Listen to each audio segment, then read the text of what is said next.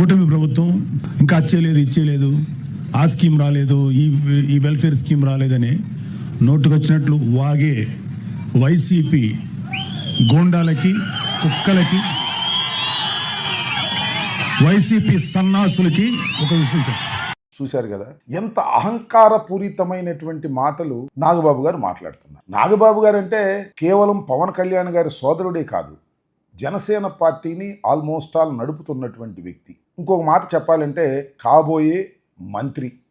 ఆయన మంత్రిగా చేయబోతున్నాను అని సాక్షాత్తు ముఖ్యమంత్రి గారే లిఖితపూర్వకంగా ఆయన కమిట్ అయ్యాడు. కమిట్ అయ్యి చాలా రోజులైంది అనుకోండి, అది వేరే విషయం. కానీ భారత రాజకీయాల్లో ఎక్కడా కూడా లిఖితపూర్వకంగా త్వరలో ఈయన్ని మేము క్యాబినెట్లోకి తీసుకుంటున్నాము అని లిఖితపూర్వకంగా హామీ ఇచ్చినటువంటి సందర్భాలే లేవు. మరి ఎందుకు ఆ హామీ ఇచ్చారు, దాని వ్యూహం ఏమిటో మనకు తెలియదు అనుకోండి, అది వారి సొంత వ్యవహారం. కానీ లిఖితపూర్వకంగా ఇచ్చి చాలా రోజులైనా ఆయన్ని క్యాబినెట్లోకి తీసుకోలేదు. సరే, అది కూడా వారి వ్యూహానికి సంబంధించినటువంటి అంశం అనుకోండి. ఏమి జరగబోతుందో, ఏమి జరుగుతుందో తర్వాత మనం చూద్దాం.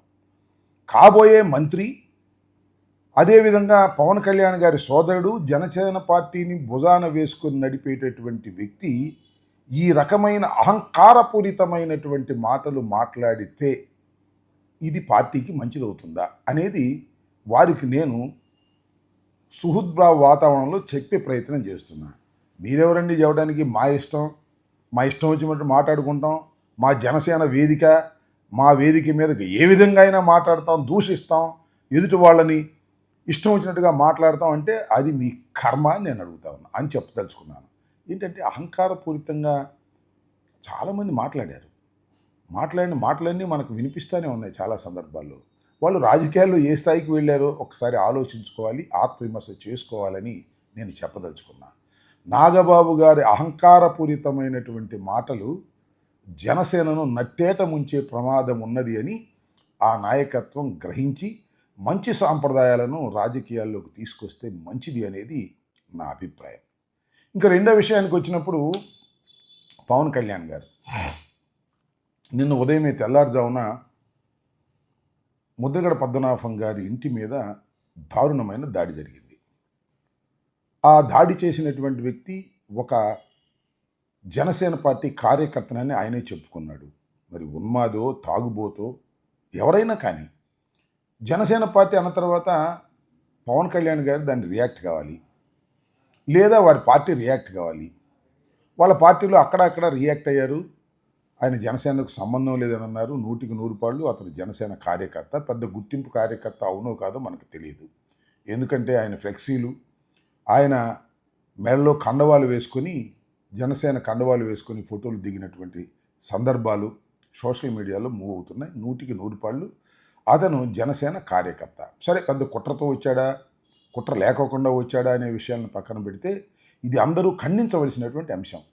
ముద్రగడ పద్మనాభం గారు ఒక నిస్వార్థ రాజకీయ నాయకుడు. కాపు కులంలో ఆయన ప్రముఖుడే కాకుండా కాపు కులానికి మేలు చేయాలని ఉద్యమాలు నడిపినటువంటి వ్యక్తి. అలాంటి వ్యక్తి ఇంటి మీద దాడి జరిగితే పవన్ కళ్యాణ్ గారు కాముగా ఉండటం సమంజసం కాదు. సరే, కాముగా ఉంటే ఉన్నారు పో. చాలా సందర్భాలు అనేవాడు మీకు గుర్తుందా? నా మీద విమర్శ చేయాలంటే జగన్మోహన్ రెడ్డి గారు మళ్ళీ కాపుల్ని తీసుకొచ్చి నా మీద విమర్శ చేస్తాడు, ఇదేం అన్యాయం అని మాట్లాడేవాడు. ఇవాళ నేను అడుగుతా ఉన్నా పవన్ కళ్యాణ్ గారు, ముద్రగడ పద్మనాభం గారి ఇంటి మీద దాడి జరిగితే దాన్ని ఖండించడానికి వారి కుమార్తెను మీరు మీడియా ముందుకు తీసుకొచ్చారు. లంపూడ్లో నాన్నగారింటి దగ్గర దాడి జరిగిందని టీవీలో చూసి చాలా బాధపడుతున్నారు. ఇలాంటి దాడులు ఎక్కడా ఎవరి మీద జరగకూడదు. నేను ఈ దాడిని తీవ్రంగా ఖండిస్తున్నాను. పవన్ కళ్యాణ్ గారు ఇలాంటి దాడుల వెనకాల అస్సలా ప్రోత్సహించరు. జనసేన నుంచి చేస్తున్నారని చెప్పి ఆరోపణలు, డబ్బులు ఇచ్చి చేయిస్తున్నారని చెప్పి ఆరోపణలు చేస్తూ ఉన్నారు. పవన్ కళ్యాణ్ గారు ఎప్పుడూ ఇలాంటివి ప్రోత్సహించలేదు. ఆయనకి ప్రజలన్నా, నాయకులన్నా ఎంతో గౌరవం. వాళ్ళ మీదకి ఏం చేసినా సరే వాళ్ళని ఖండిస్తూ ఉంటారు. పోలీసులు ఈ విషయాన్ని క్షుణ్ణంగా పరిశీలించి ఎవరు చేయించారు, పిలిచి చేయించారు అని, ఎవరికి లాభం అన్నది మొత్తం తెలుసుకుని బయట పెట్టాలని నేను కోరుకుంటున్నాను. ఈ వ్యక్తి ఎవరన్నది ఎవరో తాగేసి చేసినంత మాత్రాన అది జనసేన చేసిందని పార్టీ తరపున పార్టీకి చెప్పడం అన్నది కరెక్ట్ కాదు. ఎవరో 1-2 మీటింగ్లకు వచ్చి జనసేన జై జనసేన అన్నంత మాత్రాన వాళ్ళు చేసిన పనిని కూడా ఇలా పార్టీ పరంగా నెట్టడం కూడా అంత కరెక్ట్ కాదని నేను భావిస్తున్నాను. ఇదేమి సమంజసం? మమ్మల్ని ఏమో మీరు ఆ రకంగా అప్పుడు అన్నారు, ఇప్పుడేమో మీరు ఆ రకంగా ప్రవర్తిస్తున్నారంటే ఏంటి మీ నైతిక విలువలు ఎలా ఉన్నాయో నాకు అర్థం కావటం లేదు. మీరు చాలా సందర్భాల్లో మౌనంగా ఉంటున్నారు. ఇది మంచిది కాదు. ఎందుకు చెప్తున్నానంటే ముద్దగడ పద్మనాభం గారి ఇంటి మీద దాడి జరిగినప్పుడు మౌనంగా ఉండే ప్రయత్నం చేస్తున్నారు. అలాగే అల్లు అర్జున్ అరెస్ట్ చేసినప్పుడు మౌనంగా ఉండే ప్రయత్నం చేశారు.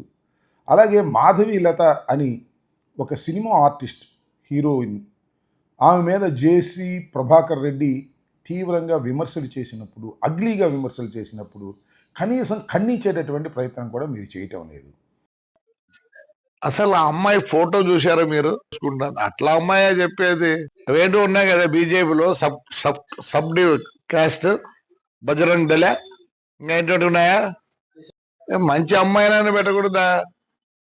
దానికే పేరు లేదు, అది ఒక పెద్ద ప్రాస్టిట్యూట్.